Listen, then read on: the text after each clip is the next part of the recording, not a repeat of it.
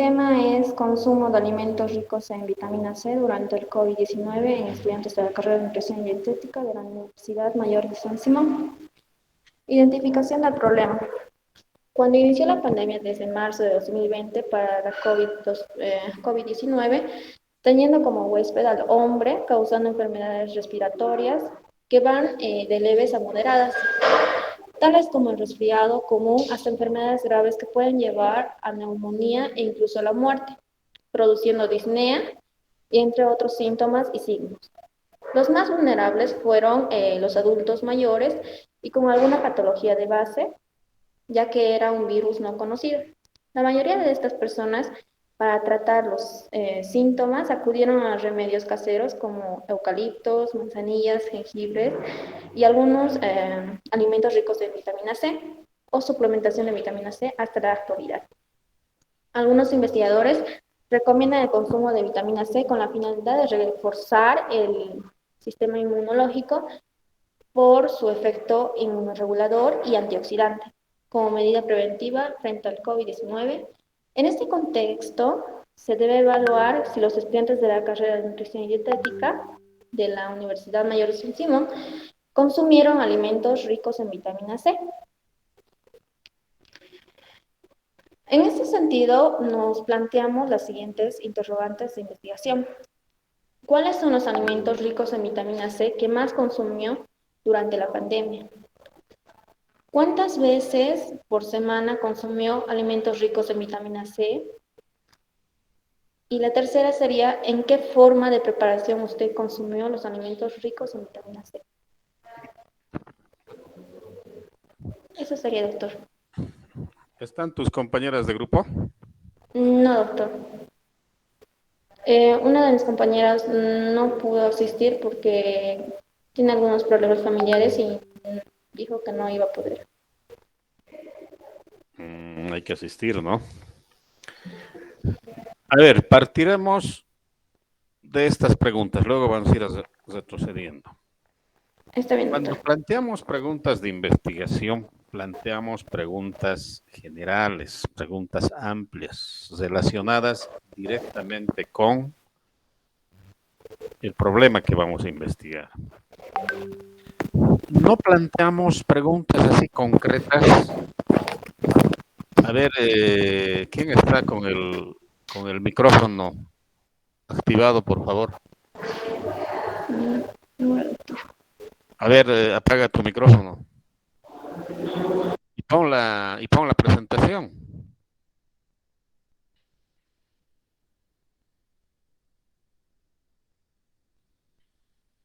Ya. Les decía entonces que cuando planteamos preguntas de investigación, las preguntas deben estar relacionadas, o la pregunta debe estar relacionada directamente con el problema y debe ser abarcadora. Sí, debe abarcar todo el contexto del problema.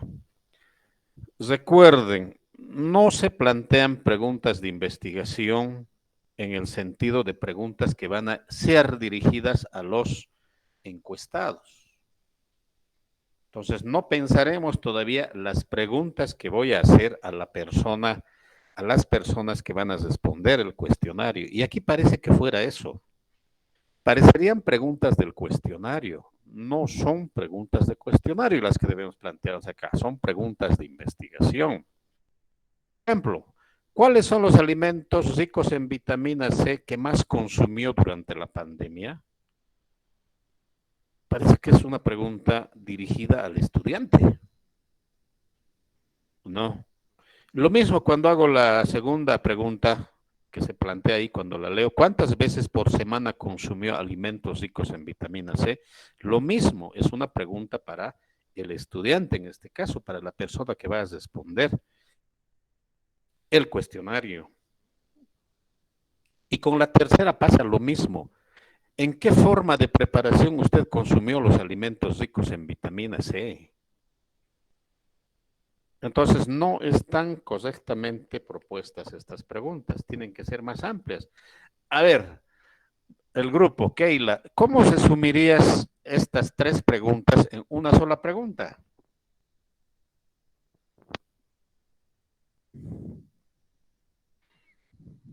Puedes salir nomás de la presentación por lo pronto.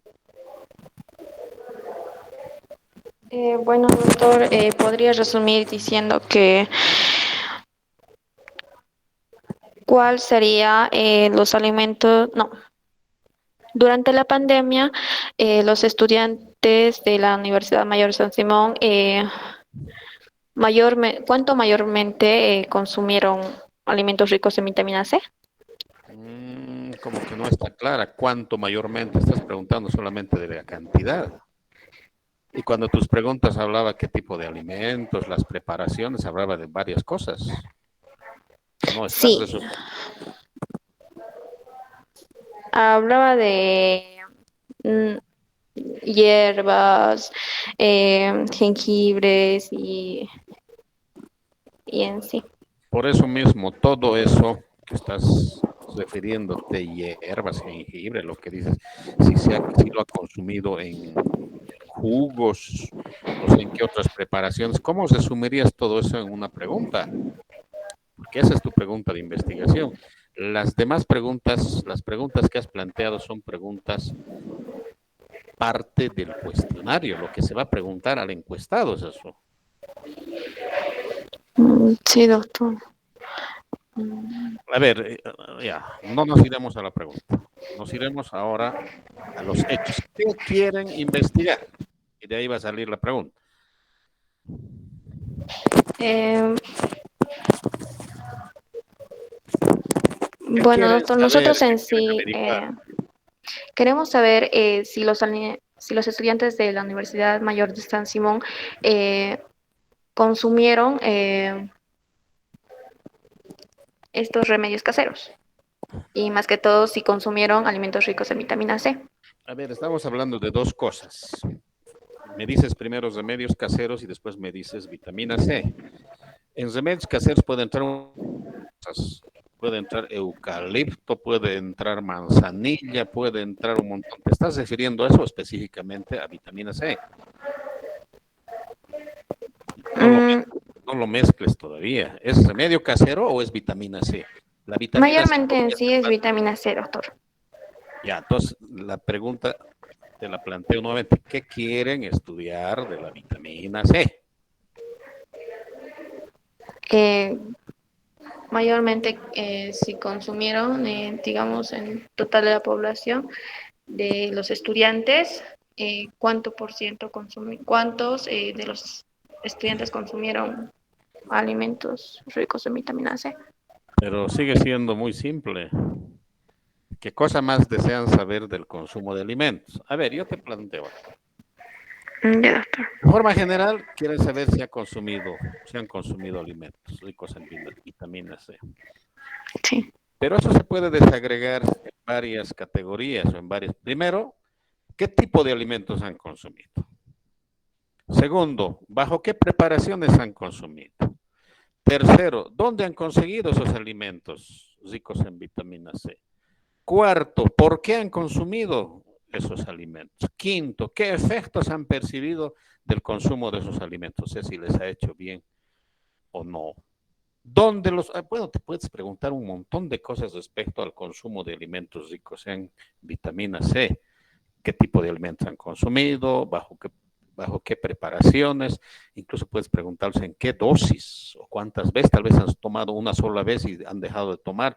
Otros tal vez han agarrado y lo han consumido mañana, tarde, noche. Otros tal vez una sola vez en la mañana, otros lo han consumido acompañado, digamos, de no sé qué alimentos, otros lo han consumido en su casa, otros lo han consumido fuera, han ido a la cancha, no que hay puestitos ahí han pedido algo, otros lo han consumido solos, otros lo han consumido en familia.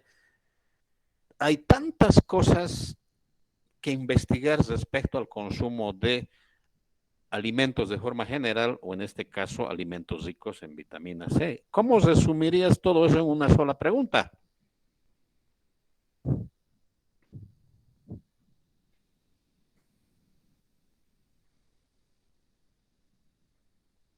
La respuesta es sencilla.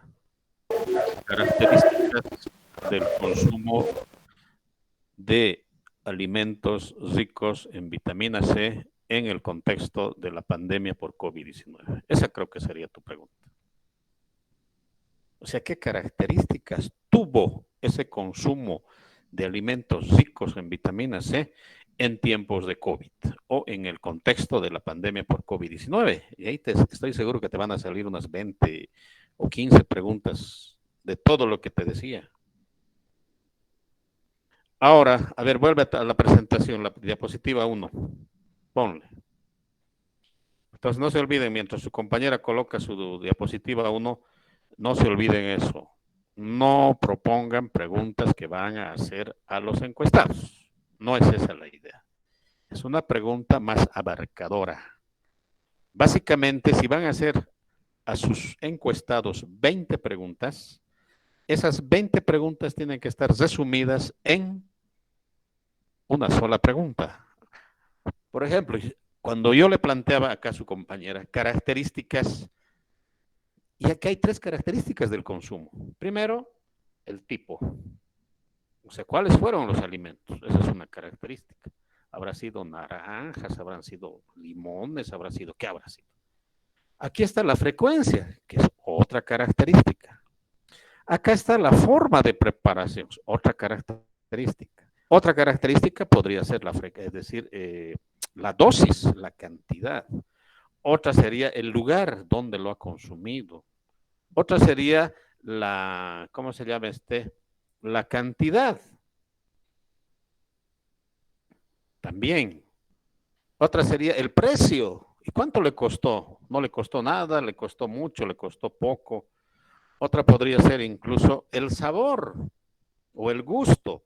¿Era agradable consumir lo que consumió o no? ¿O lo consumía, digamos, con mal gusto? Y hay tantas cosas. Entonces, todo esto se puede resumir en características del consumo de vitamina C en tiempos de COVID, en tiempos de pandemia por COVID-19 o en el marco o en el contexto de la pandemia por COVID-19. Entonces pueden haber muchas formas de plantear la pregunta.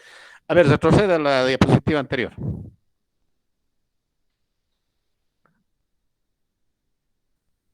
A ver, ¿dónde está, en qué parte está lo que estamos hablando? ¿Dónde más o menos lo estás ubicando aquí? Porque la primera parte es teoría. No hay contextualización. ¿Dónde me estás contando lo que está sucediendo o lo que ha sucedido con los estudiantes de la carrera de nutrición? No veo eso.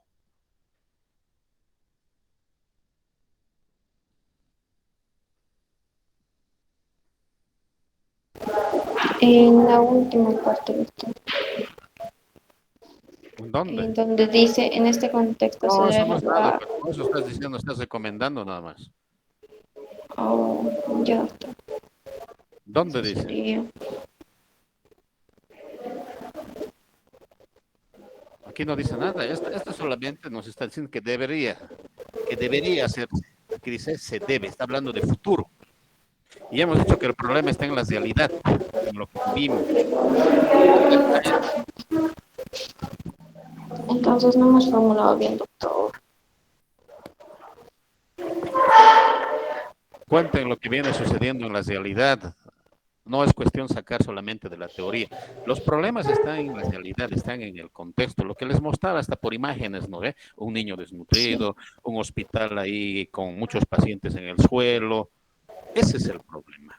También les hablaba a estudiantes de la carrera que participan muy poco en las clases. Eso es lo que tenemos que contar. Entonces, eso está faltando también. Hay que plantear. Ya, nos Está iremos bien, al doctor. turbo. Las Gracias, mosquetas. doctor. Ya,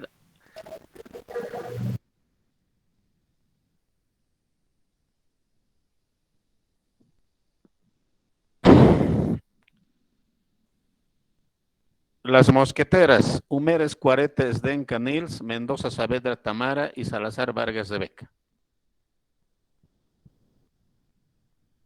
Compartan. Buenas tardes, doctor. Ahorita Buenas mi tardes. compañera. Buenas noches, doctor. Buenas Buenas tardes, noches. doctor.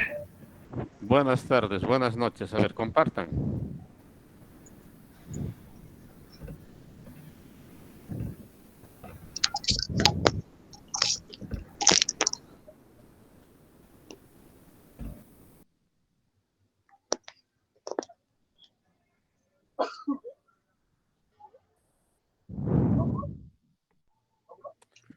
Buenas noches, doctor. ¿Se escucha? ¿Se escucha bien, no? Yo escucho bien, yo escucho bien. Bueno, buenas noches, doctor. Buenas noches, compañeros. Nuestro grupo se llama Las Mosqueteras. Está compuesto por Humeres Cuarete Esdenca Nils, Mendoza Saavedra Tamara Isabel y mi persona, Salazar Vargas Rebeca Saraí. Eh, bueno, vamos a exponer, doctor, lo que aquí, como dice, eh, los hábitos alimentarios están influenciados por diversos factores como la educación, la salud, la sociedad, la cultura, la religión, la psicología y la economía. Durante el periodo de cuarentena rígida o confinamiento, los patrones de alimentación han modificado no solo en los estudiantes universitarios, o también en la población en general. El consumo de alimentos fuera del hogar era una práctica habitual entre estudiantes universitarios, una etapa donde ponen en práctica hábitos de alimentación que son adquiridos desde la infancia. La alimentación es un factor de gran importancia sobre la salud, por lo que las conductas alimentarias influyen directamente al estado nutricional, al desarrollo y al desempeño académico en los estudiantes.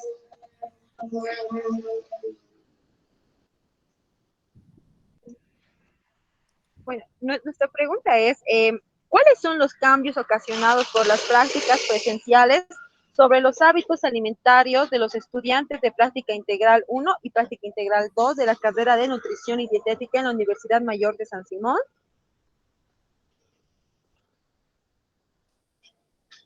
A ver, no veo mucha relación de tu pregunta con la identificación del problema. Tu pregunta dice cambios ocasionados por las prácticas presenciales sobre los hábitos alimentarios de los estudiantes de la práctica integral 1 y práctica integral 2. A ver, retorna a la anterior diapositiva. Ahí no veo, por ejemplo, dónde se habla del contexto académico, del contexto universitario. Y no veo la palabra cambios. ¿Dónde está cambios? ¿Cuál de los párrafos me habla de cambios?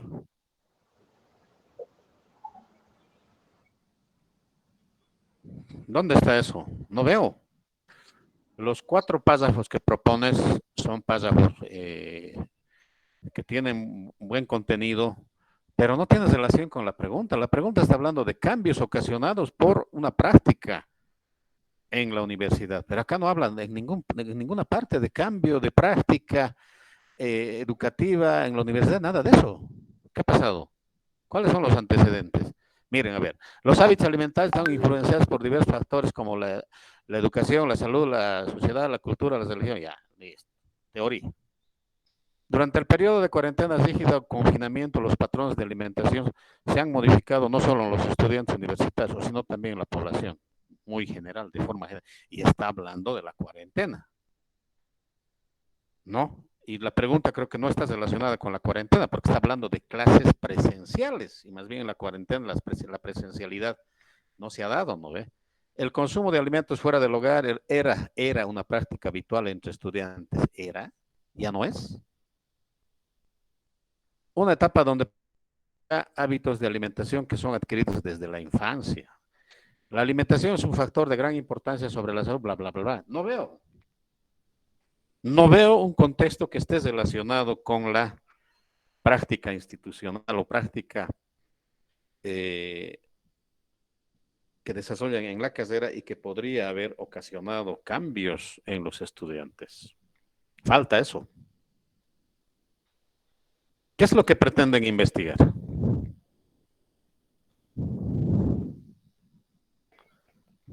Esdenca, Humeres, Cuarete. ¿Qué pretenden investigar? A ver, la pregunta, andate. Sí, doctor.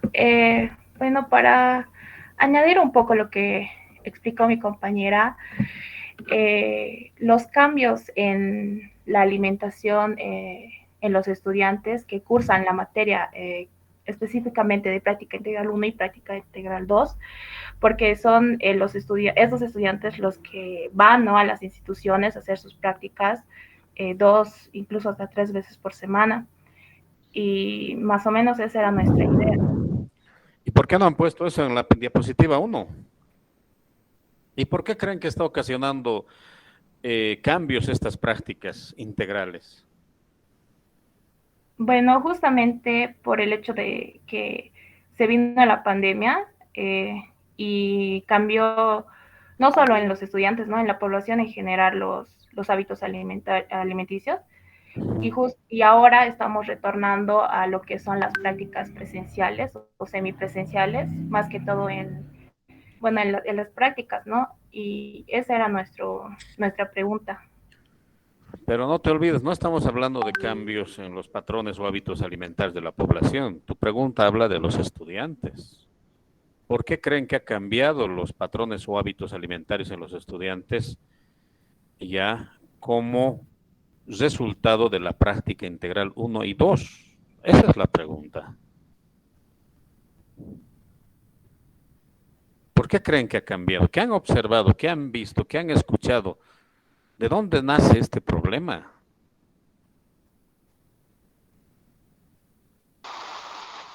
Doctor, bueno, lo que estábamos haciendo es en general lo que podríamos preguntar. La pregunta específicamente nos hemos equivocado al no poner, digamos, los cambios que ha habido en la pandemia y también el cambio de que ya vamos a retomar las prácticas presenciales, ¿no? Entonces, todo lo que, la primera parte de nuestro informe, queríamos hablarlo en general, todo el espacio. Entonces, Y, ¿cuál es la pregunta? No me queda claro. ¿Cuál es la pregunta? Porque me hablan de cambios en generales, cambio de la población, ahora me hablan de retorno a la presencialidad. ¿Cuál es en sí la pregunta? Está muy... Doctor, bueno, tal vez lo que quiere decir mi compañera es que teníamos la duda de si poner a estudiantes de práctica integral 1 y práctica integral 2, porque a un inicio queríamos hacerlo más general, como de sexto semestre o de sexto o de séptimo semestre, porque justamente por el retorno a las prácticas presenciales, ¿no? Este semestre ya se está dando de manera obligatoria. Los anteriores semestres no eran todas las materias, pero este semestre sí. Entonces, ¿dónde piensan investigar? ¿Y qué piensan investigar? ¿Lo que está ahí en la pregunta? ¿Los cambios?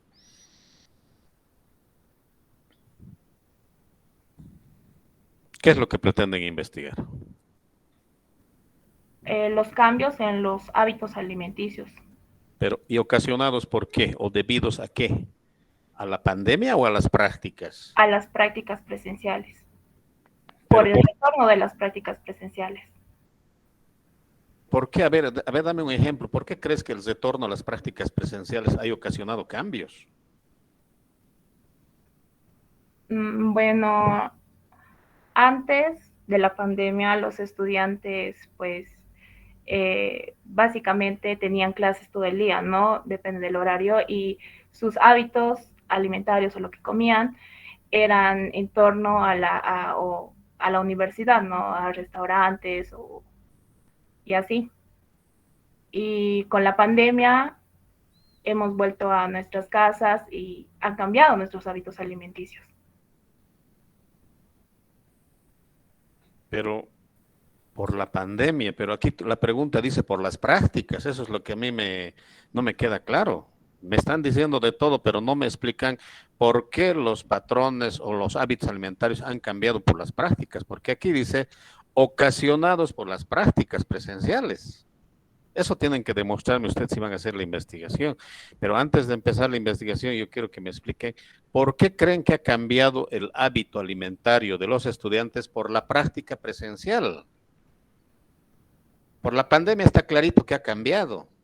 no había dónde comer, no salías a la calle, no podías ir a abastecerte ya. Eso está claro, pero ustedes están hablando por las prácticas presenciales. ¿Por qué ha cambiado por las prácticas presenciales? ¿Por qué tendría que cambiar? ¿Y qué datos tienen para pensar que ha cambiado? Pero ocasionado, como dice tu diapositiva, ocasionado por la práctica presencial. Bueno, doctor, estábamos diciendo por qué la causa de la práctica, es que en las prácticas no se come apropiadamente cuando estás en las prácticas, porque uno algunas veces no comes en hora. Por ejemplo, en la pandemia comías a las 12 con toda tu familia. En cambio, cuando vas a prácticas, no tienes una hora fija. ¿Por qué? Porque están por acá, por allá, y algunas veces los estudiantes comen como a las 4 o 5 de lo que comían a las 12, o sea, ya pasa. Entonces, ha habido un cambio en ese proceso, digamos. Por eso estamos diciendo que hay algunas prácticas que eh, nos consumen tanto que, digamos, no nos alimentamos como corresponde habitualmente en tu hogar, digamos.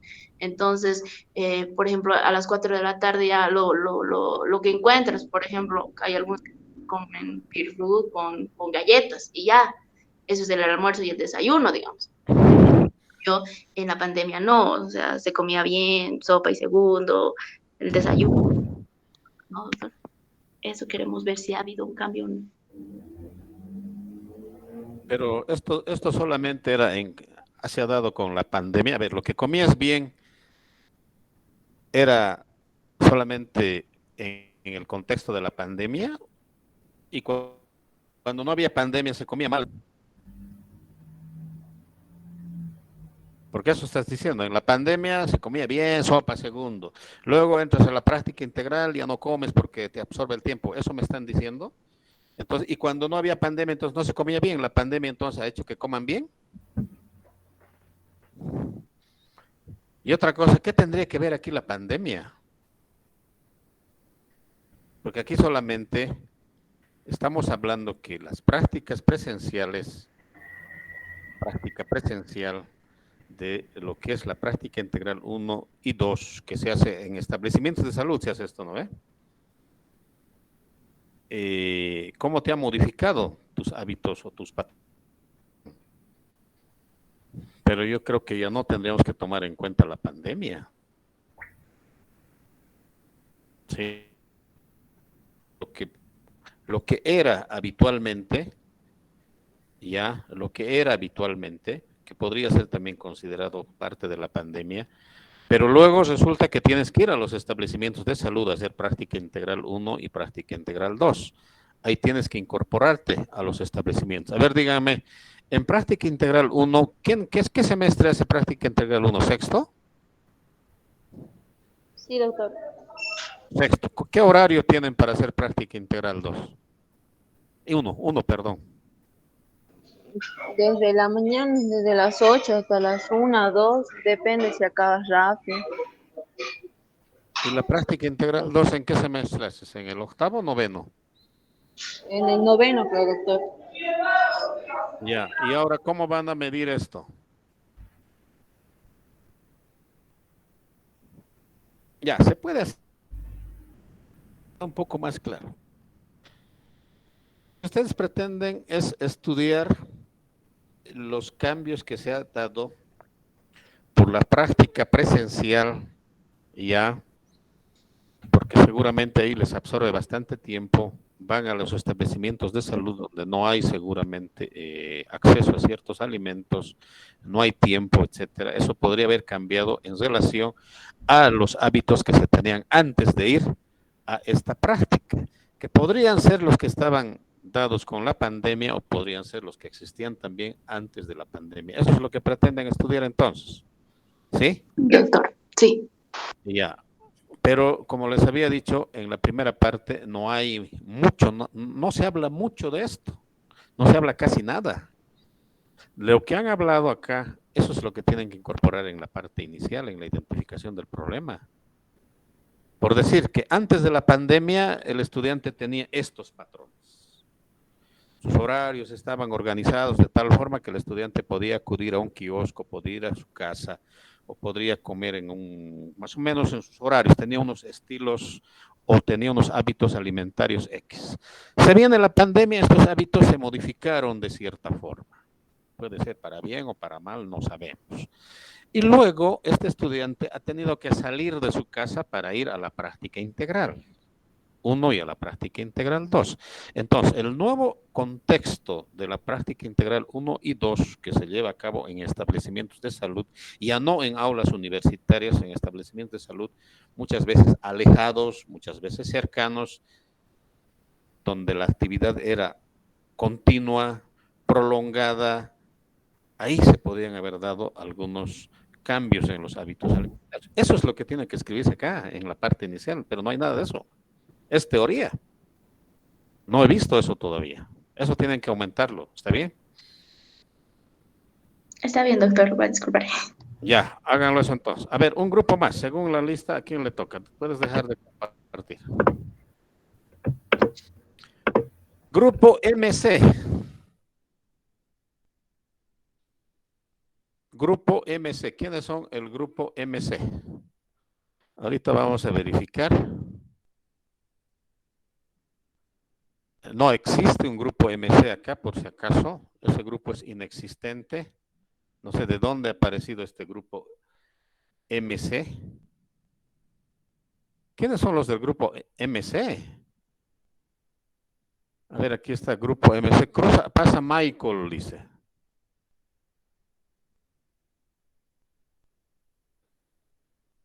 Y solito Michael abre el foro y dice el tema a investigar.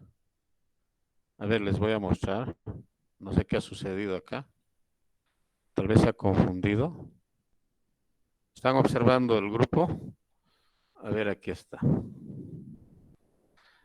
Este grupo ya ha presentado, este grupo también, este acaba de presentar y aparece acá un grupo MC. Con un solo estudiante, no tiene ninguna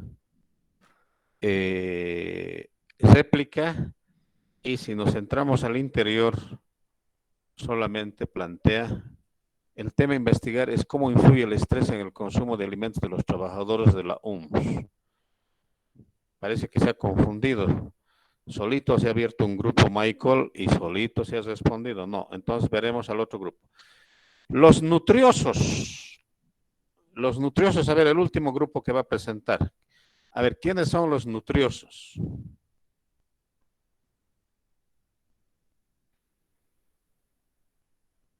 Aquí está, los nutriosos. Apasa Calizaya Fátima, Apodaca Valdés Luis Ángel, Guarachi Arellano Jimena y Urquidi Vázquez Diana Gaby. Entonces, por favor, este grupo tiene toda la libertad para poder compartir su presentación.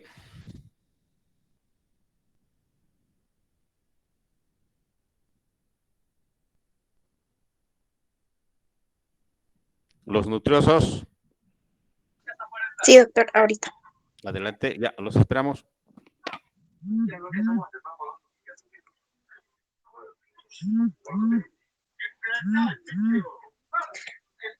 Perdón.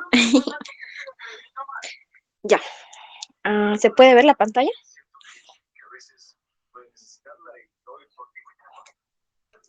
Doctor, ¿se puede ver la pantalla? Sí, sí, se ve. Ya, está bien. Ahora se ha deformado un poco. Ahora sí está bien. Sí, ya, ok. Bueno, nuestro tema que hemos estado viendo es la nueva adaptación de la dieta cetogénica en pacientes con diabetes de tipo 2. Bueno, la identificación del problema. El estilo de salud es un determinante de salud y tiene una fuerte influencia sobre la salud de la población, ya sea de forma positiva o de forma negativa, ¿no? Porque si bien hemos visto que la salud puede condicionarte a enfermarte o también a estar sano.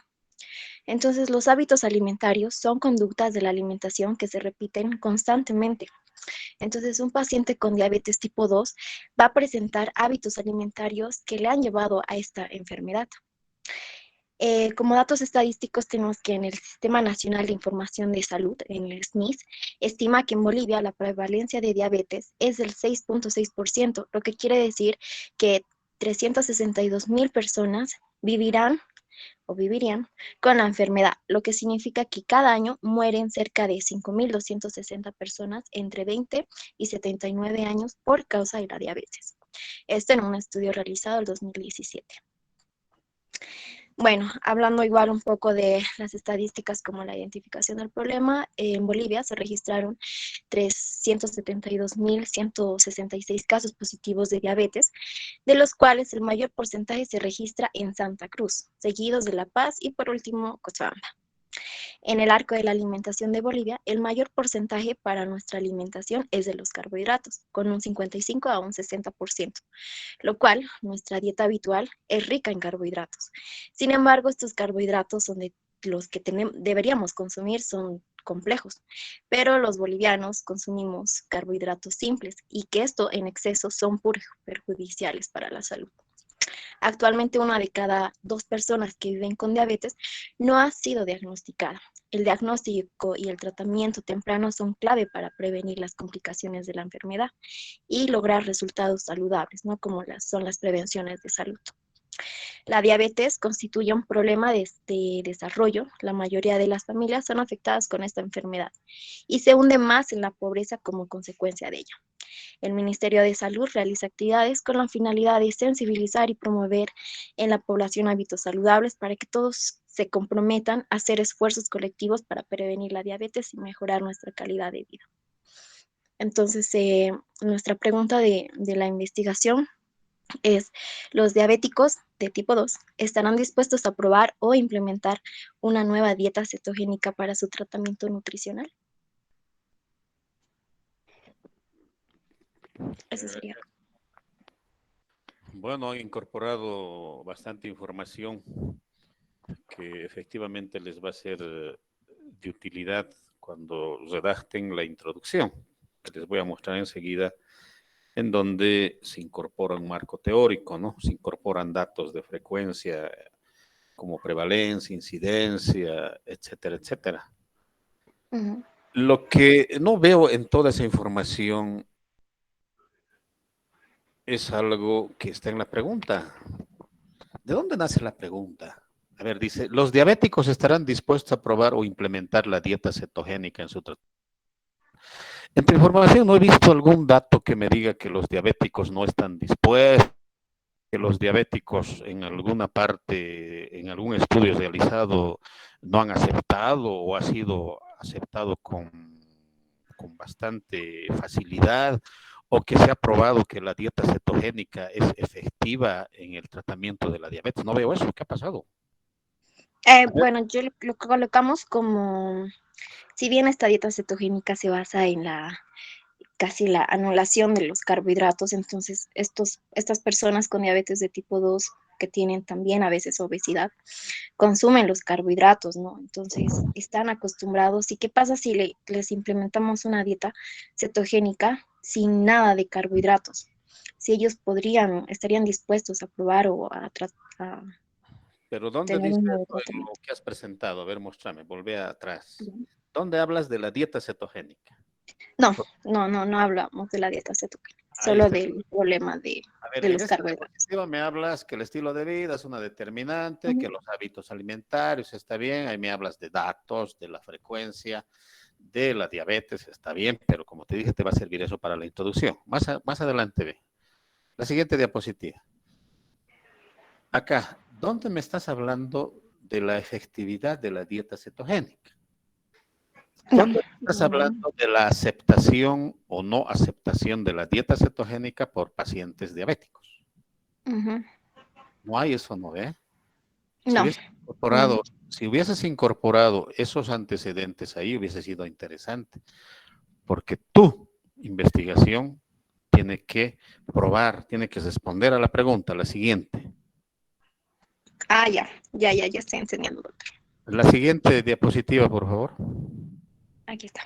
¿Los diabéticos estarán dispuestos a probar o implementar la dieta cetogénica en su tratamiento nutricional? La investigación tiene que responder a esa pregunta. Si los diabéticos están dispuestos o no. Y ya, entonces te dirán, el estudio dirá de las 200 personas investigadas, el 100% está dispuesto a aceptar una dieta cetogénica, o el 90%, por esto, por esto, por esto. Hay un porcentaje que no podrá, o que no está dispuesto a probar, a implementar la dieta cetogénica por por esto. Ya, está bien. Para hacer un trabajo inicial está bien. Todos los grupos, la recomendación. Lo que estoy viendo es que no hay una coherencia perfecta, vamos a decirlo así exagerando, entre la identificación y la pregunta. La identificación del problema dice una cosa y la pregunta se va por otro lado. Eso he estado viendo. Tengan cuidado en ello. Si yo quiero responder a una pregunta relacionada con la dieta cetogénica, entonces en la identificación tengo que hablar de la dieta cetogénica. Lo mismo, en el anterior grupo, hablaban de cambios ocasionados por ciertas actividades académicas. Entonces, en la identificación tengo que hablar de cambios ocasionados por las actividades académicas. Entonces, ese es un gran problema que está sucediendo y no solamente es en este curso, siempre sucede, nos falta buscar concordancia interna, se llama eso, coherencia interna. Y esa coherencia interna tiene que ir con todo. ¿Sí? La pregunta de investigación, concordante con la introducción. El objetivo de investigación, concordante con la pregunta. El objetivo de investigación, concordante con el título. La metodología, concordante. Entonces, tiene que haber una concordancia interna entre todos los componentes de un trabajo de investigación. Tengan cuidado con eso. Entonces, en la introducción hablan de dieta cetogénica. En la pregunta también tendrá que hablarse algo de dieta cetogénica. En el objetivo de dieta cetogénica, material y métodos estará relacionado con dieta cetogénica. Los resultados tendrán que hablarnos de dieta cetogénica. La discusión tendrá que ser en torno a la dieta cetogénica. Las recomendaciones, tendrán que ser en torno a la dieta cetogénica. Entonces tengan cuidado en ello. Primera recomendación. La segunda, también es un problema que existe en todo nivel. Somos muy teóricos. Y somos muy teóricos y buenos teóricos, lo cual no está mal, está bien. Lo que nos falta es contextualizar, observar la realidad y describir qué está pasando en la realidad. Lo que les decía, por ejemplo, en el caso de los cambios en los hábitos alimentarios ocasionados por las prácticas presenciales, práctica integral 1 y 2. Entonces, ahí prácticamente en la identificación del problema no me han descrito el problema. Y entonces yo les había sugerido de que podían describir en el sentido de que antes de la pandemia los estudiantes tenían más o menos estos patrones o hábitos de alimentación. Las clases estaban organizadas de tal forma, el estudiante podía escoger dónde almorzar, si era en el kiosco, en el comedor o se iba a su casa, pero había un patrón establecido. Luego viene la pandemia, ese patrón cambia. Podría ser hacia mejor o hacia peor, no sé qué. Alguien decía, se comía mejor, comías en la casa, con tu familia, sopa, segundo, postre, todo lo demás. Luego te toca salir de eso e ir al hospital. Y te toca un centrito de salud, vamos a hablar, Minero San Juan, en la zona sur.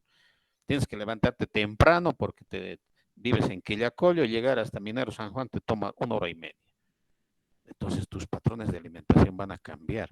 Llegas a Minero San Juan, alrededor de Minero San Juan no existe un miserable kiosco, un miserable restaurante, una miserable tienda para que te compres algo. Y la directora o la responsable te asigna tareas continuas, permanentes, hasta las 2, 3 de la tarde. Acabas apenas, no hay dónde comer, tienes que ir a tu casa 2 horas más, después clases. Eso es lo que falta. Y en este caso, a ver, este grupo, ¿qué está pasando en la realidad para que ustedes se planteen esa pregunta? ¿Hay datos o hay hechos que te dicen que los diabéticos no están dispuestos a probar esta dieta o están dispuestos? ¿De dónde sale esta pregunta? Bueno, por lo que yo he estado viendo en mi familia y muchas personas que he ido preguntando que si pueden implementar, o sea, que hay muchas personas en mi familia que son obesos con diabetes, entonces yo les decía, ¿y estás dispuesto a quitar? Además, por los hábitos alimentarios que se tienen en Cochabamba, las comidas que hay se comen con papa, arroz, entonces estas personas están acostumbradas a eso, por lo que hablé de los hábitos de salud. Entonces no, les cuesta bastante. A una persona no le puedes decir, oye, quítate la papa cuando ha estado acostumbrada toda su vida a comer papa. Yesito, ¿por qué no has escrito ahí? O sea, con lo que me estás diciendo, estamos estimando de que podría haber resistencia a implementar esta dieta, ¿no? Ujú. Porque hay una cultura, al menos en Cochabamba siempre dice, la mejor forma de engordar es irte a Cochabamba. O alguien decía, si quieres bajar de peso tienes que irte de Cochabamba. Entonces, hay una cultura en la alimentación. Estás acostumbrado a comer tu papa, tu fideo, como dices. Implementar este tipo de dieta podría generar resistencia por parte de la gente. Entonces, esas cositas es las que tenemos que incorporar en la identificación del problema. Ahora, saliéndome ya un poquito del tema. Esta investigación tienes que hacerlo con diabéticos. Y tipo 2, ¿no ve? O tipo 1. Tipo 2. Ahí falta de hecho diabéticos de tipo 2. Falta, es un diabético tipo 2. La pregunta es, ¿de dónde vas a conseguir los diabéticos? Estábamos pensando ir a algunos hospitales y elaborar, incluso en nuestras familias, recaudar esos datos. También estaba pensando eso y dije, también podríamos hacerlo en vez de diabéticos con obesos, pero me iba más con los diabéticos en el Ya, centro. muy bien, pero tengan en cuenta eso. Piensen bien de dónde van a conseguir una muestra importante de diabéticos que puedan participar del estudio y cuyos resultados nos digan, pues el 50% está dispuesto a implementar esta dieta por esto, por esto, por esto. El 50% no está dispuesto por esto, por esto, por esto, y estas son sus características. Eso seguramente van a ser los resultados que van a salir. Entonces hay que estar pensando, ¿y dónde voy a conseguir los diabéticos? No, podría ser, como dices, en los hospitales, pero vas a preguntar a los hospitales, a la gente que está ahí, ¿usted es diabético? Así lo vamos a identificar o vamos a pedir una lista al director del hospital o no sé quién para que nos dé la lista de diabéticos. Bueno, hay muchas formas, unas más fáciles, otras más complicadas. Y otra alternativa también sería acudir a un club de diabéticos. Hay clubes de diabéticos. Sí, justo eso estaba pensando, que habían clubs, pero vi que habían clubs de diabéticos, pero de tipo 1. No, no estaba segura si hay de tipo 2. Hay también. Hay, sí. Y otro es acudir, como has dicho, a los de algún hospital, pero tendría que ser necesariamente del Vietma, al consultorio de endocrinología. En endocrinología, la mayoría de los que van al servicio de endocrinología, servicio ambulatorio, son diabéticos. Mm, Ahora, otra sería acudir a los consultorios privados, pero ahí ya es más complejo porque muchas veces no les dan el permiso, la gente no quiere participar y se complejiza. También tomen en cuenta entonces. Ya, muy bien está bien, entonces. gracias. Continuaremos.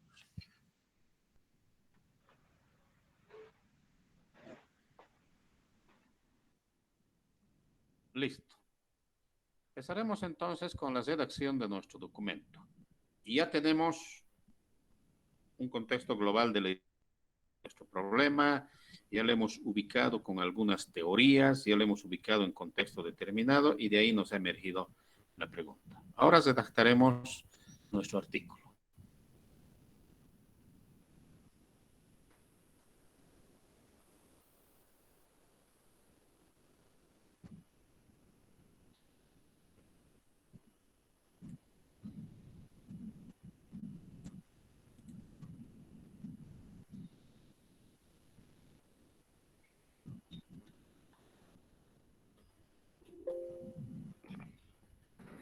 Bien, les había señalado que a la finalización de este semestre, cada grupo de investigación, cada equipo de investigación debe escribir un artículo científico original, y en eso estamos. Y les había indicado que el artículo científico original tiene una estructura, IMRD, introducción, material y métodos, resultados y discusión. Entonces vamos a ver lo que es la introducción. Primero veremos qué son los artículos originales de forma general. Los artículos originales tienen un único propósito: mostrar resultados de investigaciones. Ese es el propósito. Entonces, cuando ustedes redacten, elaboren el informe final de su artículo científico original, lo que van a mostrar son los resultados de las investigaciones, bajo esa estructura que les había dicho. Y estas investigaciones pueden ser, acuérdense, en el semestre pasado hemos dividido a las investigaciones, a los diseños de forma general en dos grandes grupos, ¿no ve? Los observacionales y los experimentales. En este caso, lo que vamos a hacer, que quede claro para todos, es de que van a ser investigaciones observacionales. No tenemos tiempo.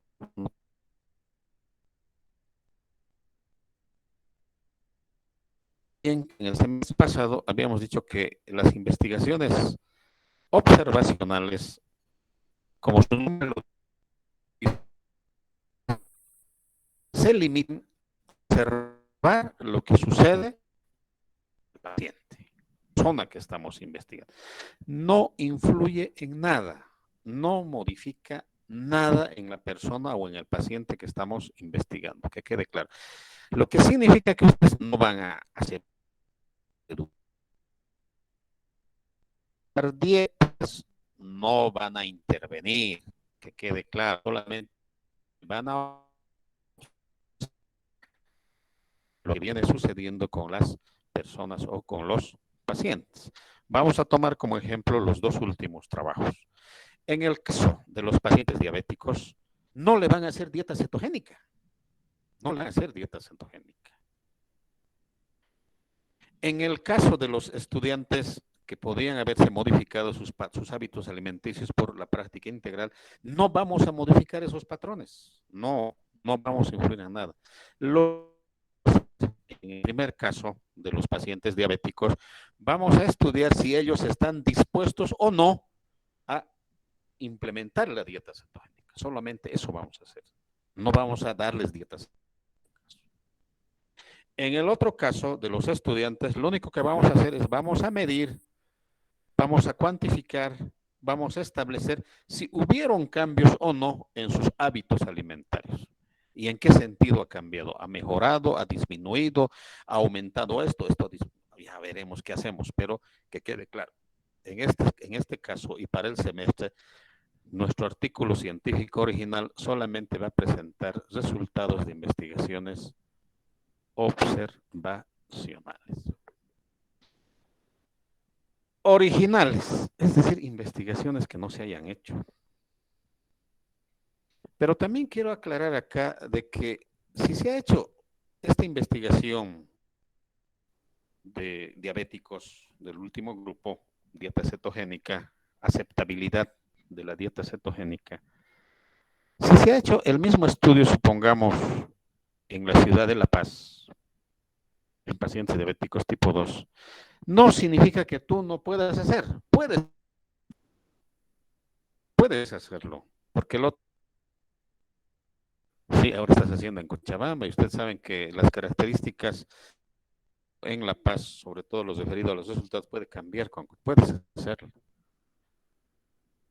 Ahora viene la pregunta, pero el mismo estudio se hizo en Cochabamba, pero hace 10 años. Ah, también puedes hacerlo.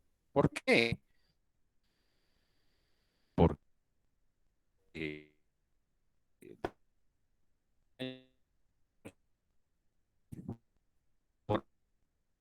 puede haber cambiado. Han hecho la misma investigación acá en Cochabamba, pero han aplicado una metodología cualitativa. Y ahora tú quieres hacerlo con metodología cuantitativa. Puedes hacerlo también en duplicación. ¿Ya? Entonces, eso le da originalidad a los trabajos. Por eso llamamos artículo científico original, porque presenta el resultado que tú lo has hecho, no has copiado. Bien, ¿qué características más tiene un artículo científico? Aquí está. Puede ser replicado. Lo que les decía, el mismo estudio que ustedes han hecho lo ha hecho un chileno en Chile. Ah, ya, lo puedes hacer aquí. No estás cometiendo plagio, no estás cometiendo duplicación, no, puedes hacerlo. Por eso yo les decía, es bueno leer. Es una investigación, digamos, aceptabilidad de la dieta cetogénica en pacientes diabéticos. Estudio realizado en el Hospital X de Chile, de Santiago de Chile. Tú perfectamente puedes copiar toda la metodología y hacer tu investigación. No va a ser plagio, no va a ser copia, va a ser original, porque el otro estudio ha sido hecho en Chile y esto lo estás haciendo en Bolivia. Por eso dice, pueden ser replicados. Entonces, un estudio que se ha hecho en la India sobre un tema X, tú lo puedes replicar y hacerlo en Bolivia. No estás cometiendo ninguna falta. Por eso es bueno leer. Lees algo, me parece interesante este estudio. Yo lo voy a hacer ahora en Cochabamba. Lo haces, no hay mayor problema. Pueden ser replicados. O también pueden ser generalizados en el sentido que sus resultados pueden servir para generalizarlo en un contexto determinado. Ejemplo, las compañeras que están trabajando con aceptabilidad, la disposición a implementar la dieta cetogénica, van a trabajar, supongamos, con 50 pacientes diabéticos, estoy diciendo, después vamos a ver si van a ser 50, 100 o 200. Los resultados que obtengan, yo puedo decir, de alguna forma puedo generalizar, dependiendo de la metodología que se ha implementado, puedo generalizar a todo Cochabamba. Supongamos que en el estudio han encontrado de que el 80% está dispuesto a implementar la dieta cetogénica de esas 100 personas que han investigado. Yo podría decir que el 80% de los pacientes diabéticos de Cochabamba, del departamento de Cochabamba, está dispuesto a implementar la dieta cetogénica. Los puedo hacer la metodología que voy a emplear. Entonces, no tengan pena si van a hacer una investigación igualita, similar a lo que lo ha hecho un chino, igualita, similar a lo que lo ha hecho un peruano, igualita, similar a que lo ha hecho un boliviano acá en Cochabamba, pero hace 10 años. No tengan pena. Y sus resultados pueden ser generalizados. Ahora, los artículos originales no solamente son cuantitativas, pueden ser también cualitativas o de discurso, de teorización, pero no vamos a hacer en este semestre investigación cualitativa. Vamos a hacer investigación cuantitativa. Por eso es que vamos a aplicar lo que hemos visto en el semestre pasado,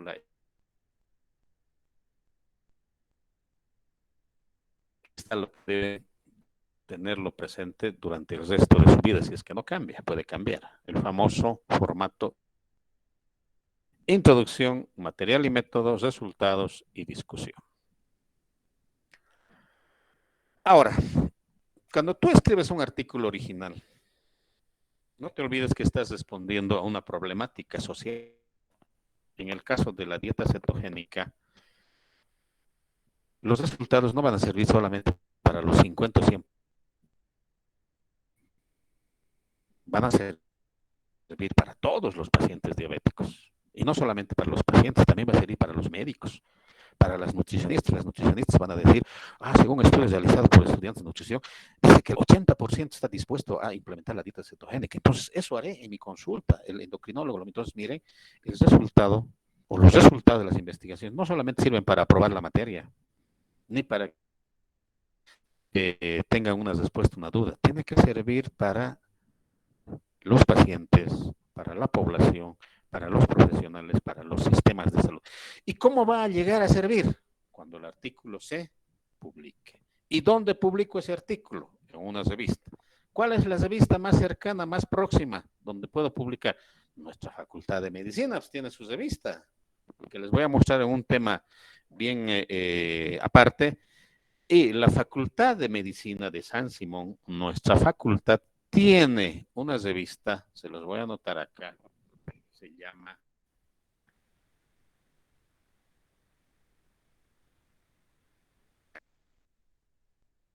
esa es tu primera opción, donde puedas publicar. Gaceta de la facultad tiene ahí su oficina en el edificio antiguo, ahí está. ¿Y por qué les muestro esto? Porque esta Gaceta Médica tiene su formato, tiene algunas directrices generales que les voy a compartir y la vamos a tomar en cuenta. A ver, ¿qué nos dice la Gaceta Médica? La Gaceta Médica nos dice que el artículo original debería tener un máximo de 20 páginas. ¿Sí?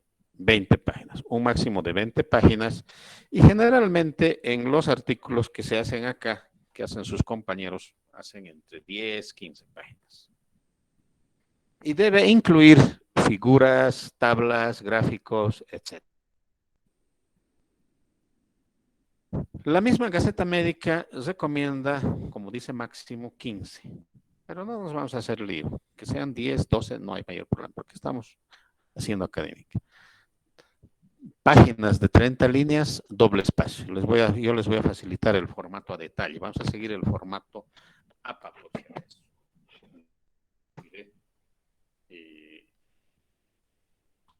Señalando acá, formato APA. Entonces, miren, 20 páginas máximo, incluyendo figuras, tablas, gráficos, lo que hemos aprendido en el semestre pasado. La recomendación es 15, cada página de 30 líneas a doble espacio. Formato APA vamos a seguir. Incluso te dice el número de palabras o el número de caracteres. 3.500 palabras o 22.286 caracteres. Máximo 8 tablas y figuras. No quiere decir por si acaso 8 tablas y 8 figuras. No. Pueden ser 4 tablas, 4 figuras o 2 tablas, 6 figuras. Dependerá. Tampoco es que sea obligatorio, ¿no? Hay resultados de investigaciones donde no necesitas necesariamente tablas. Acuérdense también de las recomendaciones que habíamos hecho sobre tablas y figuras. Figuras no es obligatorio. Pues podrías poner 2 tablitas. O podrías poner una tabla y una figura. Ya, dependerá de los resultados. El número de autores no debe ser mayor a 6. En este caso van a ser 4. Ya, van a ser 4. Y 30 referencias bibliográficas como máximo. Y nosotros, considerando que son 4 estudiantes por grupo, mínimo 12. Mínimo 12. Entonces, cada uno de ustedes, como integrante de un equipo de investigación, va a aportar con 3 referencias bibliográficas. Pero es referencia bibliográfica. Después les voy a explicar con detalle la diferencia entre referencia bibliográfica y bibliografía.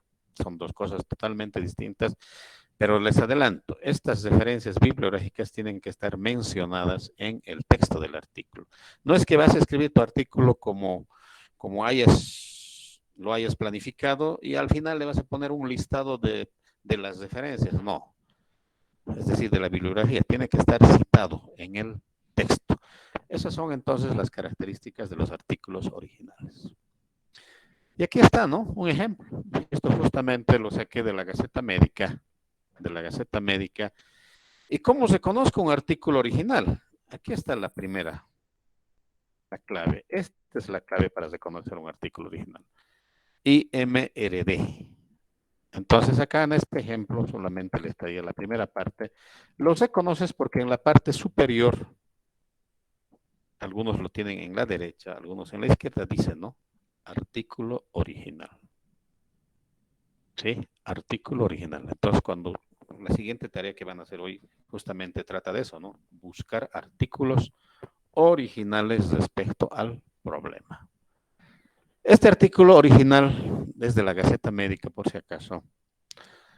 El título dice Somnolencia diurna excesiva en estudiantes de la Facultad de Medicina de la UNS.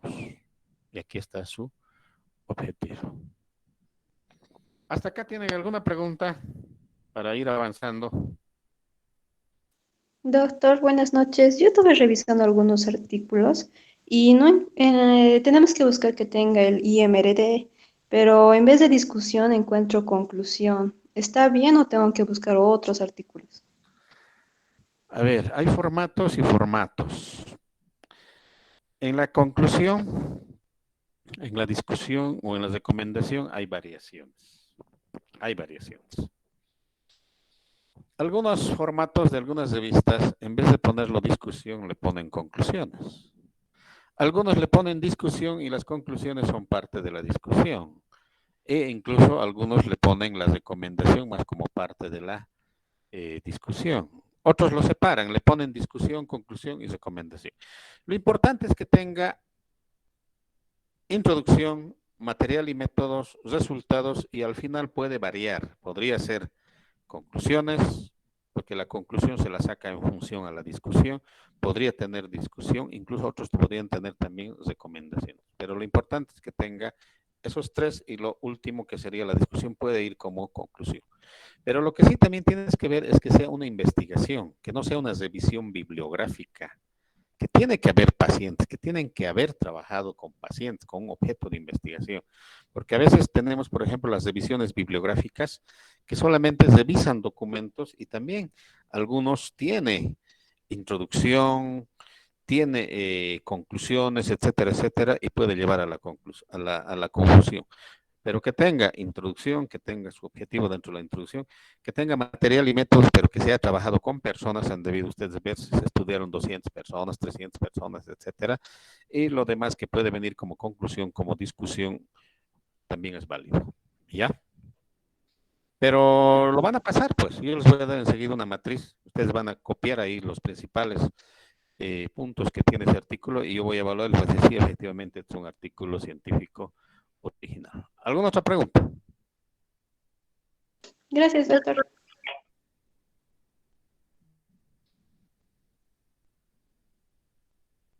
Doctor, va a disculpar. Bueno, y hay algunos que hacen tesis, por ejemplo, ¿eso también puede ser válido? Obviamente tiene su introducción, eh, su análisis, su complementación. ¿Se puede o sí o sí tiene que ser un método científico? ¿Método científico o artículo científico Un original? artículo científico, doctor, disculpar, sí. A ver, generalmente las tesis es lo que se le llama literatura gris. Literatura gris. ¿Por qué? ¿Por qué lo llamamos literatura gris? Porque no ha pasado un proceso riguroso como lo hace un artículo científico original. Entonces, les planteo un ejemplo, sin hablar mal de nadie. Ustedes conocen, saben y han debido ver, sus compañeros hacen tesis de grado, ¿sí o no? Los que egresan, ¿hacen o no? Sí. ¿Sí o no? Pregunta para todo el curso. Hay 20, Según sé, doctor, lo hacen muy pocos. ya, pero hacen, ¿no ve? Sí. ¿Han egresado sus compañeros de tesis? Sí. ¿Esa tesis se ha aprobado? Sí. Ahora la pregunta es, ¿y quiénes los revisan? ¿Quiénes aprueban esa tesis?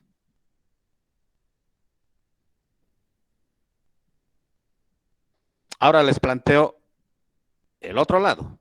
Un artículo científico para publicarse, primero tienes que mandar a la revista, a Cielo, PubMed, Dalí, Scopus, lo que sea. Ahí el artículo te lo destroza, te lo descuartiza, te lo revisa por todo lado un experto o un grupo de expertos en el tema y en la metodología científica. O sea, te lo hacen trapo, como se dice. Y te dicen, esto está mal, pero te lo hace un experto, te lo hacen expertos internacionales. Y aquí en la Facultad de Medicina, expertos también. Entonces, ese artículo pasa por una revisión por pares, por expertos. Entonces, ahora ustedes díganme, ¿y cuál es más confiable ahora entonces? Una tesis de grado que donde el estudiante hace con mucho esfuerzo, no quiero hablar mal de él, estoy diciendo, los revisa un tutor y muchas veces un tutor que no es experto en la temática, aprueba y ese trabajo ¿a dónde va? A la biblioteca o al archivo, ahí está. O se sube al internet como artículo científico, no. Pero cuando tú publicas un artículo, por eso les decía, la validez de un artículo está en la revista que lo está publicando. Entonces, si se publica en una revista, digamos, de una universidad X indexada, entonces tiene cierto valor. Pero a ver, publicar un artículo en PubMed. Si logran publicar ustedes un artículo en PubMed, ya son famosos. Si logran publicar un artículo en Lancet, famosísimos. Pero ¿cuál es la diferencia? La diferencia está en que el artículo publicado en esas revistas ha sido revisado, como les decía, descuartizado por todo lado y han dicho, ahora está bien y publíquese. Entonces ha pasado todo un proceso de revisión por pares y expertos. Entonces no es lo mismo, por si acaso. Yo conozco tesis y tesis. No conozco tesis y tesis que no te aportan casi nada. No estoy hablando de la San Simón solamente, de forma general, que no te aporta nada. Es una colección de información teórica sacada de por aquí, de por allá, muchas veces tiene problemas, etcétera, etcétera, etcétera, y que por eso es que muchas veces, y está también escrito así, lo llaman literatura gris, porque no ha pasado un proceso de revisión exhaustiva. Entonces, por eso les aconsejo que vayan nomás y aprendan a buscar información de fuentes confiables, válidas, de revistas indexadas, y esas son, como les decía, PubMed, Zedalic, Scopus, Cochrane, Cielo, Peri, hay un montón de sitios donde van a encontrar literatura especializada y que ha pasado todo un proceso de revisión por pares. Lo que sí, en el marco de las tesis, podría ser recomendable, que sí ya tiene un grado de validez mucho mayor y se exige eso, son las tesis doctorales. Las tesis doctorales, sí, eso sí es válido, porque para tener un doctorado, primero tienes que publicar artículos científicos, como les decía, en esas revistas indexadas, y en base a los artículos que publicas, puedes hacer tu tesis doctoral. Entonces, la tesis doctoral sí tendría la validez de un artículo científico original, porque es requisito para defender una tesis doctoral que hayas publicado varios artículos, y muchas veces tu tesis doctoral elaboras en función a los artículos que has publicado. Eso sí les recomiendo, tesis doctorales. ¿Alguna pregunta más? Doctor, yo tenía una duda. ¿Cuánto tiempo más o menos se tarda en revisar un artículo? Porque al investigar sobre el tema que estamos investigando, perdón la redundancia, encontré varios artículos que decían artículo en revisión. No sé si esos también sirven o sí tiene que decir artículo original y Claro, tenerlo. original. Ahora, lo de la revisión que dices, depende de las revistas. Algunos te responden a las 2 semanas, al mes, etcétera, etcétera. Y otras te pueden demorar más. Y eso justamente lo pueden ver en muchas revistas o en muchos artículos, dicen, ¿no? En la parte inferior. Artículo recibido tal fecha y después abajito dice artículo aprobado tal fecha. Y ahí puedes calcular. Generalmente son 3 meses, 6 meses, 2 meses, etcétera. Pero mejor que sea un artículo aprobado, validado, ya que haya sido evaluado por pares y que haya sido ya publicado. En revisión, como ustedes lo dicen, está en revisión. Es previo todavía. Oh, ya está bien, muchas gracias, doctor. ¿Alguna otra pregunta sobre artículos científicos? Entonces, iremos ahora a ver la introducción. Entonces, acá les decía 2 factores, 2 parámetros que pueden considerar para decir es un artículo original. Aquí arribita dice, muchos no dice, y el famoso IMRD, con esas variaciones que puede hacer, que pueden existir. Y otra cosa que les recomiendo, y las revistas internacionales, escribir tu artículo, sobre todo la primera parte, que es la introducción, o la última, que es la discusión, vas a utilizar artículos, no debe pasar de los 5 años de antigüedad.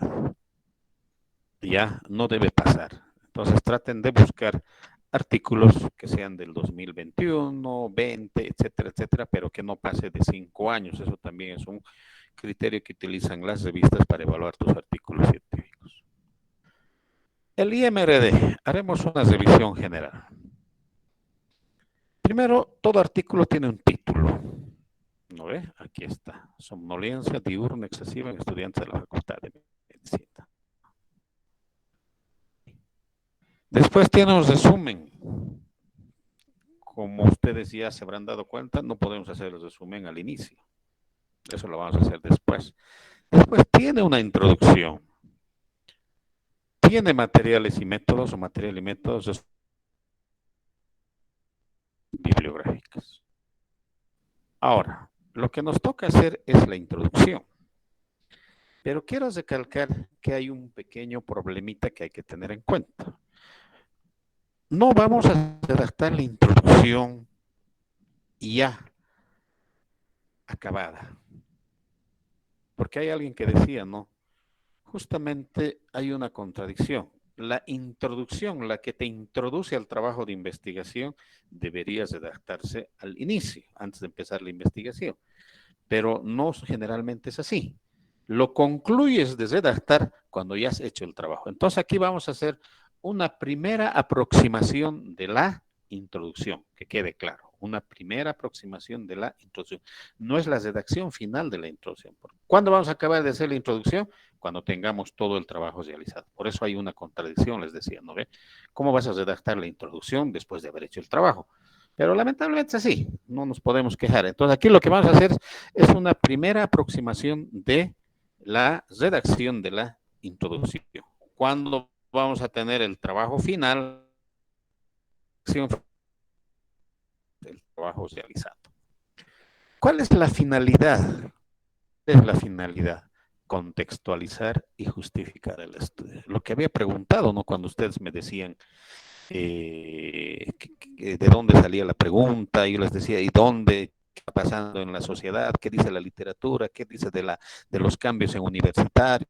Entonces, la finalidad prácticamente es contextualizar el estudio, justificar el estudio. Esa es la finalidad. ¿Dónde lo vas a contextualizar? En las teorías existentes, porque siempre nos manejamos con teorías, ¿no ve? El trabajo que hizo el último grupo, el grupo que nos habló de dieta cetogénica, perfectamente nos ha mostrado, ha contextualizado el problema en los datos, en las corrientes teóricas que existen. Nos ha hablado de frecuencia, de prevalencia, nos ha hablado de muchos datos y prácticamente mucho de lo que ha incorporado sus compañeras del grupo 4, no del grupo 4, del último grupo, son parte de la introducción. Lo único que le faltó es de que deberían incorporar información respecto a la aceptabilidad o no, a la utilidad o no de la dieta cetogénica. Eso faltó. Después los demás datos les va a servir mucho para redactar la introducción. Los contenidos que nos va a mostrar la introducción son qué se ha estudiado, por eso está qué se ha estudiado, por eso alguien dice, ¿cómo voy a poner qué se ha estudiado si todavía no he hecho la investigación? Por eso les decía, aquí vamos a hacer solamente la primera aproximación. ¿Cuál es la pregunta de investigación? Eso sí, lo vamos a tener. El problema estudiado, los antecedentes, motivo, importancia del estudio, y en la última parte va a haber el objetivo de investigación. Entonces, eso también ténganlo en cuenta. No hay un capítulo aparte como en las tesis que diga objetivos de investigación. No, y te dicen objetivo general, objetivos específicos. En los artículos científicos originales, el objetivo de investigación está en la introducción y es un solo objetivo. No hay generales ni específicos. Es un solo objetivo. Entonces, ¿qué va a tener la introducción? El problema, lo que les había pedido en la identificación, los antecedentes, es decir, ¿qué se sabe del problema? ¿Qué dice la literatura del problema? En este dice la literatura sobre la dieta cetogénica. ¿Sirve? ¿No sirve? ¿Está aceptado? ¿No está aceptado? Eso tenemos que poner ahí. ¿Por qué es importante este estudio? ¿Por qué es importante que investiguemos si la gente acepta o no acepta la dieta cetogénica? No.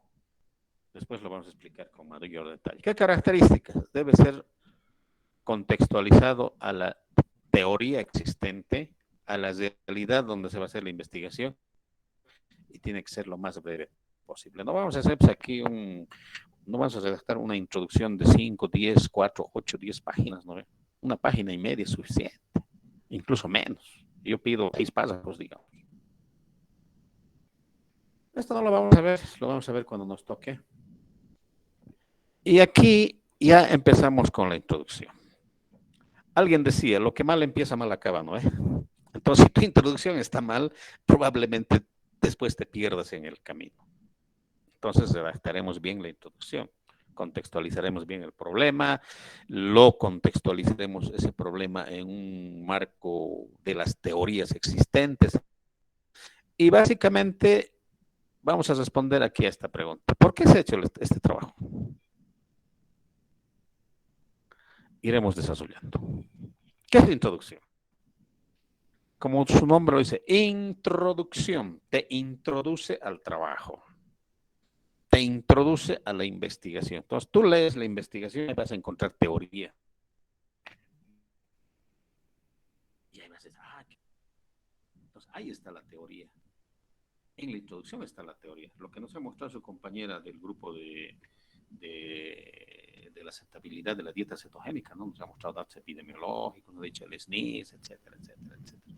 Y básicamente, acá en la introducción, vamos a encontrar estos 3 aspectos. Primeramente, los fundamentos teóricos del estudio. Siempre nos manejamos con teoría, ¿no ve? Siempre los he repetido y lo vuelvo a repetir. Cuando hablamos que la dieta cetogénica es buena, eso tiene que responder una teoría. Que existen cambios por haber ingresado en un nuevo rol o patrones académicos, también hay teoría que sustenta eso. Entonces, básicamente, en la introducción vamos a poner los fundamentos teóricos del estudio. Entonces, tiene que responder a una teoría. O tiene que estar enmarcada en una teoría y en esa teoría se ha encontrado que existe un vacío o una teoría incompleta, ahí también puedes enmarcarte. Entonces, básicamente en la introducción que vamos a ver es el fundamento teórico del estudio. ¿No? Cuando alguien dice la dieta cetogénica es buena, debe estar en una teoría escrita, deben haber algunos que esa dieta es buena para los diabéticos. Ahora, si alguien se pregunta y dice, vamos a investigar la aceptabilidad o no. Deben haber estudios que digan que en la China se ha aceptado, que en la India no lo aceptan, debe haber. Entonces, eso es lo primero que debería tener nuestra introducción, un fundamento teórico del estudio. Después debe haber una justificación. ¿Y por qué es importante ese estudio? ¿De qué? ¿Para qué me va a servir? ¿En qué va a aportar al conocimiento este estudio?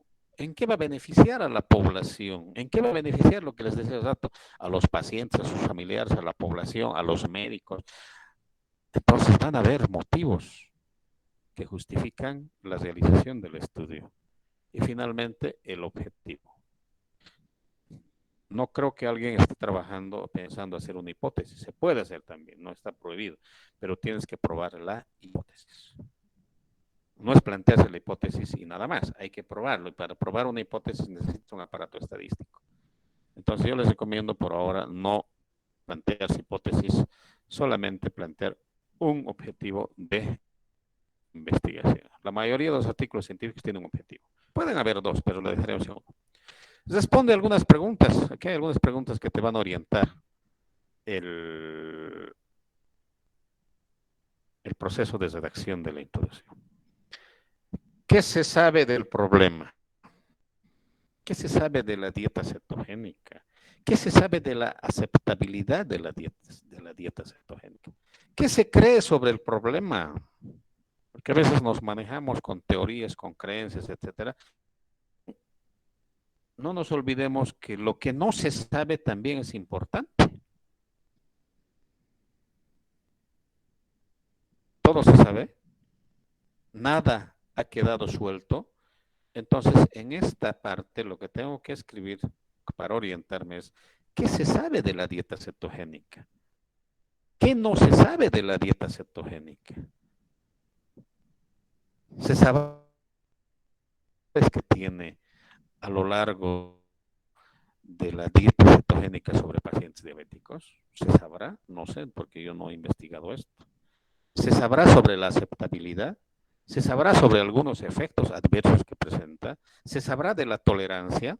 Todos tolerarán, porque no creo que sea fácil, como ya lo han dicho, ¿no? Todos tienen que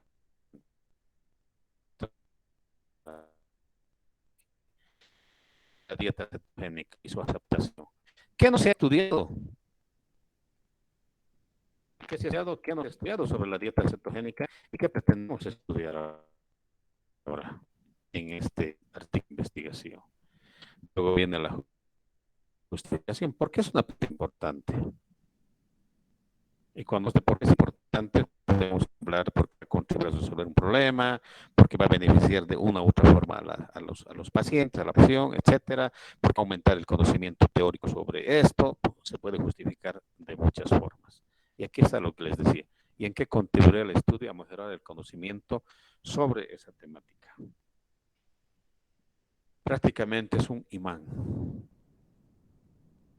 de atrapar al lector, por eso se llama introducción, te está introduciendo, entonces hay que adaptarlo de la mejor forma posible. Y hay aquí algunos otros aspectos que debemos considerar. Debes resaltar la necesidad del estudio, ya les había dicho, la justificación. Debe generar curiosidad en el lector. Muchos lectores leen solamente el resumen y dicen, no, este no me sirve. Y muchos otros dicen, el resumen está bien, y leen la introducción. Entonces, en la introducción encuentran información interesante. Dice, esto merece leer, o esto me lo voy a guardar, y lo pone en su biblioteca para posteriormente leerlo con mayor detenimiento. Les decía, atrapa al lector, estimula la curiosidad. ¿Qué se sabe y qué no se sabe del problema? ¿Y de dónde voy a sacar esta información específica? Recuerdo otra vez, artículo científico original.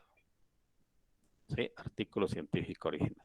De preferencia. Ahora también pueden ustedes agarrar, sobre todo para algunos conceptos, para algunas definiciones, porque a veces hay necesidad de incluir conceptos, definiciones, sobre todo cuando el concepto no es conocido por todo el público.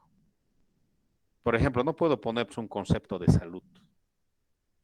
¿Por qué? Porque es un concepto tan manejado por todos que creo que no es necesario colocar un concepto de salud. Pero tal vez puedo colocar un concepto de dieta cetogénica. ¿Qué es una dieta cetogénica? Tal vez eso sí. Y tal vez para ello puedas recurrir a algunos libros de texto, pero no se olvide, una antigüedad no mayor a 5 años. Podría entonces recurrir. Entonces, esta información específica sobre el problema tiene que salir de los artículos científicos originales de sobre todo cuando se trata de conceptos, definiciones, teorías, etcétera. Podrías agarrar algún libro de texto o también algún artículo de revisión. Como hemos dicho acá, de que debe estar fundamentado en teorías, por si acaso. No hay un capítulo teórico, no hay. Tampoco hay un capítulo que diga planteamiento del problema, como en las tesis, no hay. Eso debe estar implícito en la introducción. Cuando decía qué se sabe del problema, les estaba hablando del marco teórico. ¿No? Y el planteamiento del problema también debe estar inmerso ahí adentro, pero no como títulos. Estamos acostumbrados a poner títulos, marco teórico, y vamos a desasociar del problema. No, aquí no. Tiene que estar implícito ahí. Pues, también puedes incorporar en tu marco teórico o en la redacción de la introducción divergencias, es decir, un autor dice que la dieta cetogénica es buena para diabéticos, pero otros dicen que no. Esas son divergencias. Puede ir también en tu introducción. Según el autor X, la dieta cetogénica demostró ser muy efectiva en pacientes diabéticos. Bien. según el autor tantos, la dieta cetogénica no mostró resultados favorables. También puedes ponerlo, no tienes que poner solamente lo que te conviene, lo bonito. Y tú, cuando hagas tu investigación, te alinearás o tus resultados estarán concordantes con alguno de ellos. O también puedes investigar vacíos, decir que hay vacíos. Podrías decir, por ejemplo, no se han encontrado artículos que hablen del beneficio de la dieta cetogénica en los 10 años posteriores. Podría ser. O no se han realizado investigaciones, o no existen investigaciones suficientes sobre los efectos negativos de la dieta cetogénica. Entonces, puedes incorporar también eso. No es que no vas a incorporar, puedes incorporar divergencias o vacíos del conocimiento. Y justamente uno de tus problemas, o tu problema podría ser ese vacío.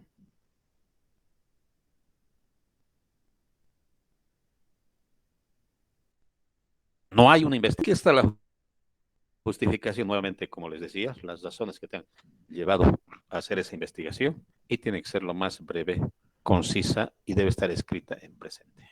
No puedes poner en pasado, en presente. Tienes que poner. En un estudio presente. Algunas preguntas, vamos a seguir con preguntas que te deberían servir para evaluar si tu redacción está bien. Familiariza al lector con el problema está claro ahí, pero no como título, no va a poner problema, sino que dentro del texto, en los párrafos tendría que estar. Familiariza al lector con el problema. Se muestran datos o información relacionada con el problema, lo que hizo el grupo de dieta cetogénica, ¿no? Nos trajo datos de frecuencia, prevalencia, incluso números absolutos. Está bien. Permiten los datos e información al lector introducirse en el tema, lo contextualizan, lo ubican dentro de las teorías existentes.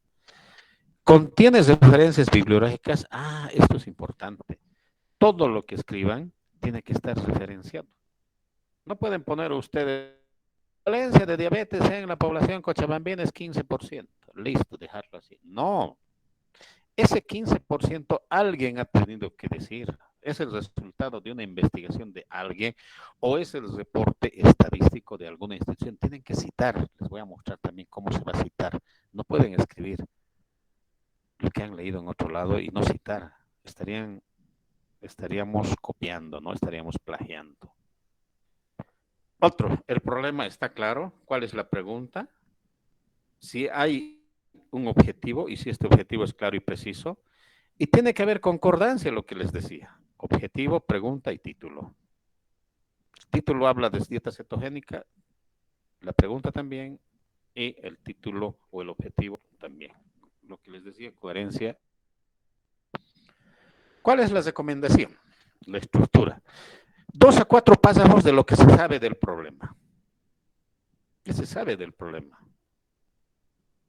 1 o 2 párrafos de lo que no se sabe del problema, lo que no se ha investigado todavía, lo que no está claro o lo que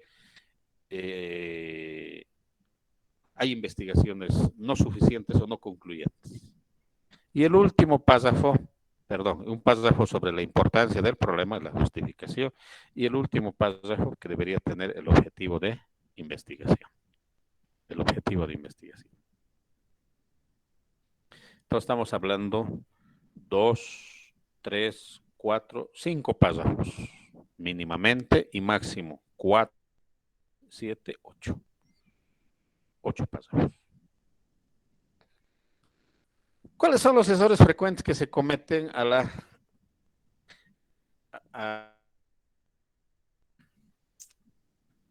muchas veces hacemos como un marco teórico amplio, no como de las tesis? Si ustedes se han fijado las tesis, ¿cuál es el capítulo que tiene más páginas? El marco teórico. ¿Y por qué el marco teórico tiene más páginas? Alguien se estará preguntando. Porque es el más fácil de hacer. Si tú pones definición de dieta cetogénica en el internet, te van a salir 5 millones de artículos. Si vos pones ahí diabetes y dieta cetogénica, te van a aparecer miles de artículos. Entonces es fácil agarrar, pegar y armar, ¿no ve? A veces hasta sin un orden establecido. Y eso a veces cometemos. Le ponemos mucha información, 4, 5, 10 páginas de introducción. No, hemos dicho, una de sus características es justamente esto, ¿no ve? Breve, concisa. Breve y concisa. Aquí también habíamos dicho. ¿Dónde está? Aquí está. Contextualización y brevedad. Tiene que ser lo más sintético posible. Pues no cometan el error de ponerme 10, 5 páginas y ponerme de todo, hasta la historia de la diabetes, ¿no ve? Tratamiento de la diabetes, la fisiopatología, no nos interesa. El artículo es diabetes, dieta cetogénica y aceptabilidad. A éxito tiene que circunscribirse la revisión bibliográfica, ¿sí? ¿Cómo beneficia o cuán efectivo es la dieta cetogénica en la diabetes y cuánta aceptabilidad hay? Entonces, algún estudio habrán hecho los chinos, los japoneses, los indios, no sé qué, y se dirá pues que en un estudio realizado en la India en el año 2020 se observó que la implementación de la dieta cetogénica en pacientes diabéticos tipo 2 mejoró su estado en un no sé cuánto. Ah, eso me interesa. En otro estudio realizado en Chile, se observó que la dieta cetogénica implementada fue rechazada por el 80% de los países por la intolerancia. Ah, eso me interesa. Entonces, no haremos una revisión exhaustiva, historia de la diabetes, fisiopatología de la diabetes, tratamiento de la diabetes, complicaciones. No nos interesa. Aquí nos interesa dieta cetogénica, diabetes y aceptabilidad. Voy a agarrar ese ejemplo porque ha sido el último y creo que nos sirve perfectamente. A veces citamos de forma excesiva todo. Hay que citar solamente que es importante y lo que puede llevar al lector a ir a ese documento para ampliar la información. No. Entonces a veces le ponemos 90, 100 citas. Ya les había dicho, lo que es conocido, no lo citen. No lo citen. Por ejemplo, diabetes. La diabetes es una enfermedad metabólica crónica. Eso no lo citen, eso ya todo el mundo lo sabe, porque este artículo no está destinado al público, digamos, en general, ¿no? Porque eso no lo leen, seguramente ni ustedes lo leen con mucha frecuencia artículos científicos, nuestros libros de texto, ¿no? Entonces, este documento va a ir a parar a manos de gente preparada, si es que se publica, ¿no? Entonces, no cite, por ejemplo, la diabetes tipo 2 es una enfermedad, o primero, ¿no ve? La diabetes se clasifica en 3, diabetes tipo 1, tipo 2 y diabetes gestacional, citado. Después, la diabetes tipo 2 se define como una enfermedad crónica, citado. No, eso ya lo sabemos. No lo citen, pónganlo nomás. Pero sí podrán citar cuando digan, en un estudio realizado en tal parte se observó que la dieta cetogénica tiene efectos beneficiosos en la diabetes. Ah, eso sí pueden citar. Entonces no cometan este error. Muchas citas bibliográficas. En todo. Alguien incluso vi una tesis ahí en no sé dónde. Hasta a mí me citaba. Porque vino a preguntarme, y doctor, ¿cómo puedo hacer esto? Ya, puedes hacer esto, puedes hacer esto. Y cuando me trae su documento, comunicación directa con el doctor Adolfo Ventura. Hasta yo citado. No cometan ese error. Lo que les recomendaba, máximo 5 años. No se tomen artículos de hace 20, 30, 40 años, a no ser que estén haciendo una investigación histórica. Pero no creo que alguien esté haciendo una investigación histórica. 5 años. Y esto es lo que les decía. A veces empezamos a contar la historia de la diabetes, ¿no? La diabetes fue diagnosticada por primera vez el año tantos. La primera vez que se implementó un hipoglicemiante fue... No nos interesa. Entonces no cometan el error de hacer revisiones históricas cuando no conocen. Tampoco incluyan en su introducción algo que puedas encontrar en cualquier texto de consulta. ¿No? Como les decía, este documento va a ir a parar en manos de gente académica y la gente académica ya sabe muchas cosas. Entonces no pongan ahí definiciones o información que pueda aparecer en cualquier libro de consulta, hasta en el periódico, ¿no ve? Lo importante. Otro error que se comete es no justificar el estudio. Les había dicho, por eso les había pedido que identifiquen el problema, justifiquen por qué es importante. Entonces le ponemos un montón de datos irrelevantes. He visto en varios trabajos desde que encuentran un artículo científico que les sirve para elaborar la introducción y copian todos los datos.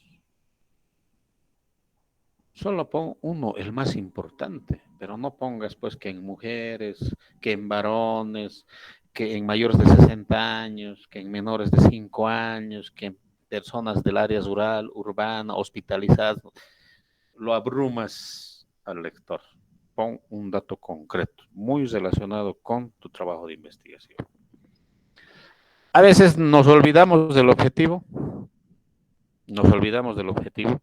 o está planteado de forma inadecuada, y a veces incluso nos adelantamos, ¿no?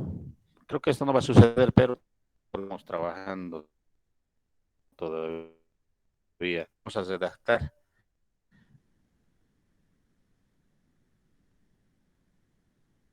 la introducción como parte, como redacción final, al final de la investigación, redundando, y ahí muchos cometemos el error de poner resultados o para hacer la introducción. Ya son las 20:40, seguramente están agotados. Lo que van a hacer ahora es, van a subir sus trabajos, todas esas presentaciones que han hecho en la plataforma, les voy a abrir. Pero ahora lo que vamos a hacer es, vamos a buscar información para redactar la introducción. ¿Sí? Y para ello van a utilizar esta planilla que les voy a enviar y van a ir a hacer ese trabajo para la clase siguiente. Esta planilla. ¿Están observando una planilla en Word? Sí, doctor. Sí, doctor. ¿Se observa una planillita en Word? Ya. Bueno, aquí arriba, como siempre, van a colocar el nombre del grupo, los estudiantes que han trabajado en la elaboración de la planilla, la pregunta de investigación que ya tienen, ya no hemos revisado de todos, pero en esta tarea vamos a revisar de los demás. El objetivo de investigación déjenlo todavía pendiente, eso lo vamos a plantear después cuando consolidemos todos lo que es la pregunta. Y esta planillita, ¿cuántos artículos necesitamos? Por cada grupo 12. Ya, por cada artículo 12. Investigación o por cada grupo 12 artículos. ¿Qué van a colocar? El título del artículo. Las referencias del artículo, ¿dónde le encuentro el artículo? El enlace, si se quiere. El enlace, no me van a poner bibliográficas, por si acaso, porque algunas tienen 30, 40, no. El enlace, el URL, ¿dónde encuentro este artículo? Para que yo vaya, haga clic ahí y directamente pueda ir al artículo. Eso se refiere. Título del artículo, referencia, el objetivo del artículo, la metodología que ha seguido el artículo, un resumen, los principales resultados y las principales discusiones. Entonces, cada estudiante tiene que hacer 3 análisis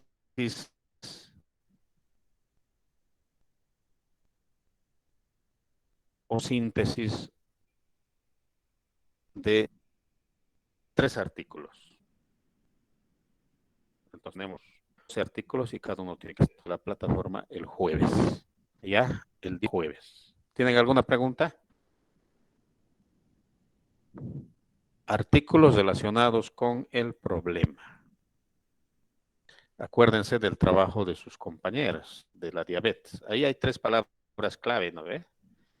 Diabetes, relación con dieta cetogénica y aceptabilidad. Entonces tendrán que buscar artículos relacionados con la efectividad de la diabetes, no de la diabetes, de la dieta cetogénica para el control de la diabetes y la aceptabilidad que se ha dado de la dieta cetogénica en pacientes diabéticos tipo 2. Y así van a ir dando cuenta de que su problema está bien planteado, está bien orientado, se enmarca en alguna teoría, se sustenta en una teoría, se fundamenta en alguna teoría y van a ir encontrando un montón de bibliografía. Entonces los espero el jueves con ese trabajo.